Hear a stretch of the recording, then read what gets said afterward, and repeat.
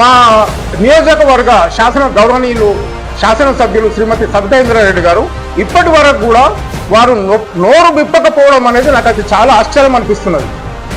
మీరు కదా మీ హయాంలో ఇంకా మీరు కూడా ఇప్పుడు కూడా మీరే ఉన్నారు కదండి శాసనసభ్యులు. మాకు ఇంత జరుగుతుంది, మీరెందుకు నోరు విప్పడం లేదు? మీరెందుకు గలం విప్పడం లేదు? ఈ జరిగిన అవినీతి మీద మీరెందుకు మాట్లాడడం లేదు?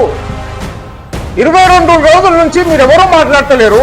ఎవరెవరో ఆయా పార్టీలకు సంబంధించిన టీఆర్ఎస్ కు సంబంధించిన నాయకులు, కాంగ్రెస్ కు సంబంధించిన టీఆర్ఎస్ నాయకులు, కాంగ్రెస్ నాయకులు వారు తోచిన విధంగా మాట్లాడుకుంటూ పోయారు.